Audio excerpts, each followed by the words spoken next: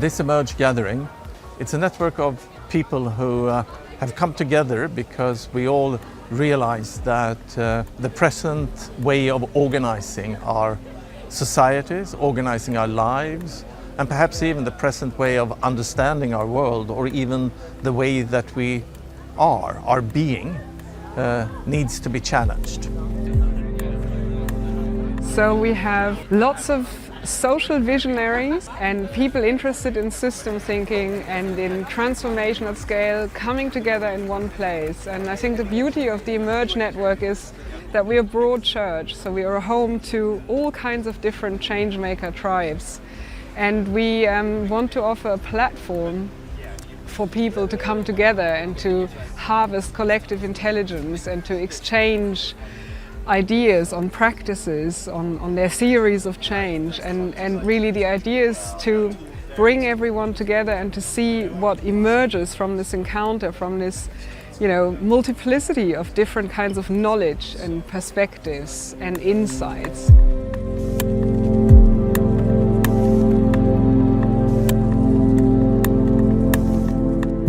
So Emerge is an open question which has a social answer. And the nature of that social answer is many different kinds of tribe. Different philosophical ideas, different professional backgrounds, different countries, all of whom share a sensibility that we're living in this time between worlds, where one way of living is coming to an end and another is yet to be born. And that's the pattern that connects us all. The inquiry into what's happening, what's next, and what's my place in it. And how can we come together to make better sense of what each of us should be doing in this moment between worlds. So our emergence is ultimately about relationships. I mean, different kinds of relationships, but it's what happens when attractive forces give rise to relationship, which turn into a kind of synergy, which turns into a broader pattern of emergence. So it's literally when the whole becomes something different qualitatively from the sum of its parts. It's not just the whole with all the parts added up. It's something new, completely new. So in a machine, you have parts of a machine that come together and you can predict what happens. In living systems, you have parts, whether that's genes or molecules or human beings in a collective or ideas. In these living systems, these parts come together and the result of them coming together is totally unpredictable. Translating emergence into practice is a really, really tricky, paradoxical thing. We cannot force emergence, we cannot direct it, we cannot usher it in, but I think what we're trying to do is we're trying to create conditions for it so that we facilitate it, we allow it to happen, we're open for it to happen. And I think this whole question of the we as a bigger entity capable of taking cohesive action really hooks into that.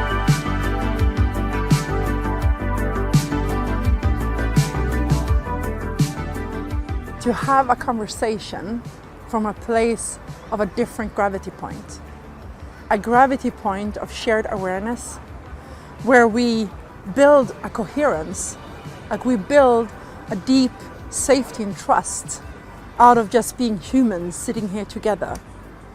And also deeply knowing that it's not about you or me, it's about intelligence of the group.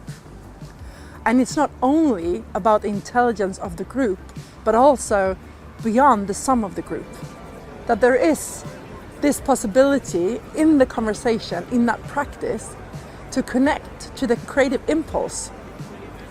And when we have the capacity to sit with that tension, to not fragmentate and rupture into disagreement, but be able to hold tensions in disagreement, keeping the coherence in the conversation, and there the spark of the evolutionary impulse, like Eros itself, can spark something new, like a new perspective.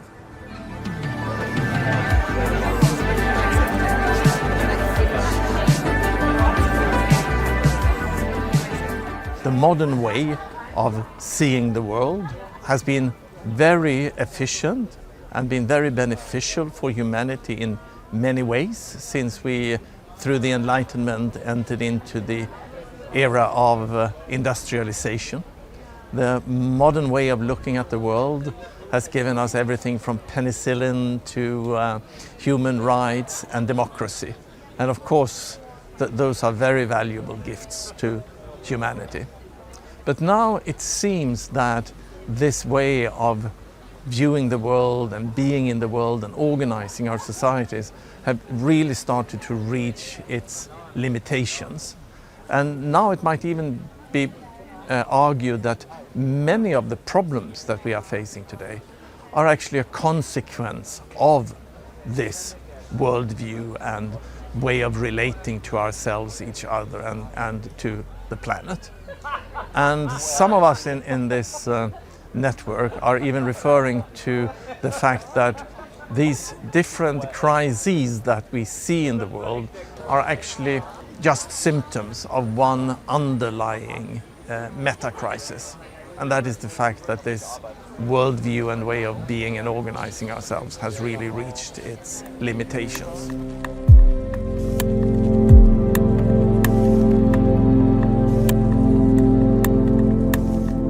The challenge of our time is really to act as systems convener, where we look at all the different little pieces and reflect on how they may fit together, because it's very obvious that no single person, no single theory of change can at this point cope with the complexity of our problems.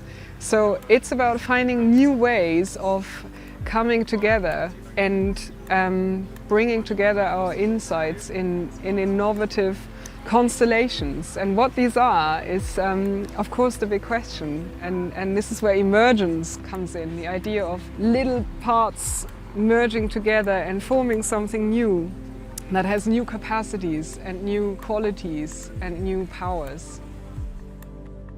Quite often people want to know, exactly what it is that they can do. What is their contribution to the system changing, or to us being able to face the crisis?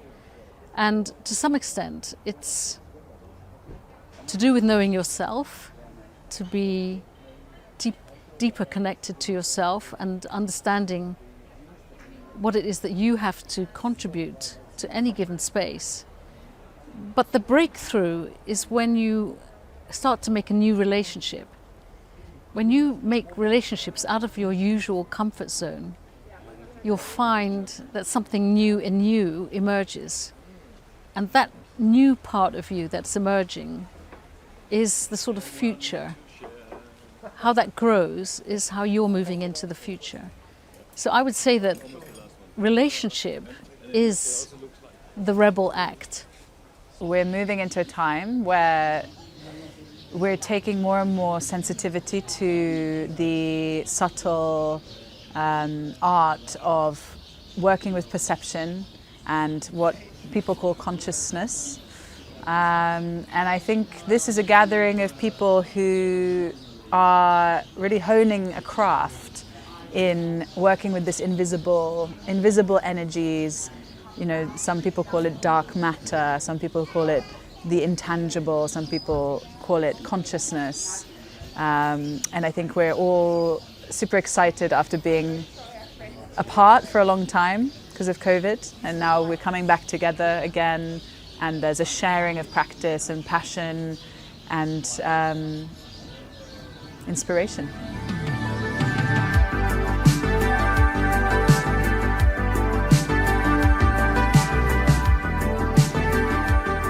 The journey we have done in 3 gatherings, and what I take away from that is that I see a merge between science and spirituality.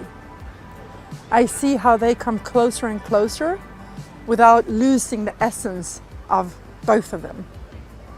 I mean, there's a very simple spiritual idea that's called be here now. And I would like to expand this a little bit and would say be here now together.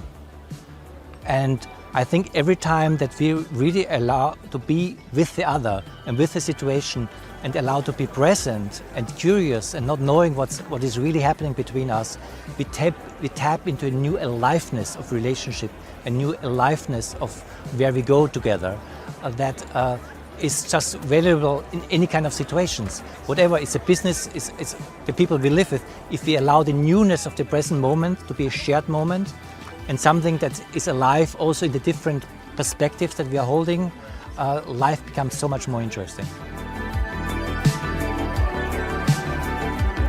The talking practices, it's like basically people coming together and speaking with a full attentiveness, with full vulnerability, with openness, with honesty. And these things happen when we have safety, when we feel safe, when we have time, when we have space, when people's nervous systems are regulated, when they feel seen, when they feel heard. And the quality of such a space is so different to what we're used to. And I wonder what it would be like if we just had more and more of these kind of spaces to be able to build a self-awareness and a connection to ourselves and to others, and as I said, to nature as well. I think I'm particularly interested in looking at the bigger picture and looking at what everybody brings, and then reflecting on how it may form a bigger whole. You know, I believe we all have great strengths and weaknesses and blind spots. Not a single one will be able to address our issues, but I think when we talk to each other about them, we will discover what we share and where we differ, and I think we can all learn from each other, and we have a lot of I think potentiality in looking at different kinds of knowledge, you know, in looking at, you know, different kinds of expertise and people from very different niches, and when they come together, I think something great can happen simply because we are learning from each other. For me, this gathering has this sense of crisis and that is in the background that I think we're all aware of, and also the sense of possibility, that the sense of opportunity within this, that we could live differently, we could live better, we could live in a way that enables this emergent culture that we all kind of, I think many of us have different kind of pieces of it, and it's like if we could bring this all together, if we could together create this culture that would enable us to live well, then that would be quite a thing. That would be a beautiful thing. The main thing that I'm seeing in our work when it works is that people are able to connect, and to connect not just on a personal level, but to connect that something between us comes alive, and we tap into a different form of creativity that is not my creativity or your creativity. It's also not just my intelligence, but your intelligence, but something between us seems to be intelligent. The relationship that we have seems to be intelligent. And if we tap into that, we together seem to be much more capable of dealing with life that I'm on my own are, or someone else, or you are on your own are. This is something that I find really exciting when we tap into this space between us that is able to hold us and to find new solutions in there. I think what's very clear to me is how simple the processes and the tools and the technologies actually are to allow people to reconnect to a sense of what it means to be human and what it means to be connected to life and to the future and to our ancestors. And really what is needed is time and space to just connect with oneself, connect with each other, and connect with nature and the world.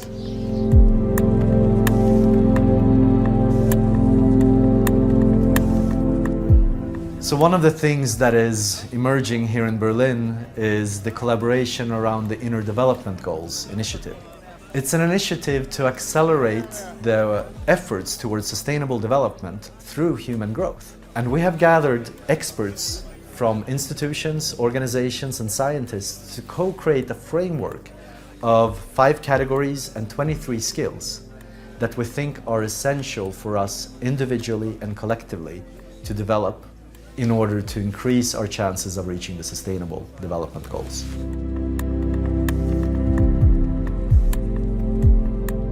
In this process of emergence that we are also participating in, we are all creators of the world that we are living in, and we are co-creators of this emerging future. So when we try to understand the world, we're getting into a positive, we could get into a positive spiral where our understanding helps us understand how we can even more be at service to what wants to emerge and to help that emergence. And through that emergence, something new will be created. And then we try to understand that and to use that to support the next step in emergence. And you get a feedback loop in this way where your understanding and your creation supports each other. And this is completely contrary to the loop that I think that we in many parts of the world are in right now. How are we going to live differently? If capitalist democracies are not working in some sense, is it just a matter of fixing, or is it something deeper? And I think what makes Emerge different is that most people in the room tend to think it's not make, do and mend, it's some kind of qualitative shift to a different kind of imagination for society as a whole. And that's where the spiritual impulse comes in, the desire to look deeply at the meaning and purpose of life and really bring to bear perspectives that are about our rich ancestral inheritance, like where we came from as a species, our responsibility to future generations, and also our capacity to understand our own growth, what it means to become a more virtuous, more wiser, to perceive reality more clearly, to cooperate more effectively, to grow into that. So the Emerge network is partly about these things coming together. The fastest way for the whole system to change is for individuals to wake up to how much of themselves is entranced, if you like, by the old system. So we're carrying with us all the time the ways of being and acting, the ways of thinking, the stories that the old system, which has destroyed the planet, has offered us. We're buying into it all the time. And that would include certain kinds of binary thinking or extractive thinking or dominant thinking. And when we're in that trance and behaving in that way, we're carrying the system with us all the time. One of the great opportunities for us as individuals to shift the system is to wake up to the trance that we're in and to, in a sense, realign ourselves with the community we're in and the planet that we're trying to impact. When we do that, we attract different kinds of forces towards us and have different relationships with the people around us.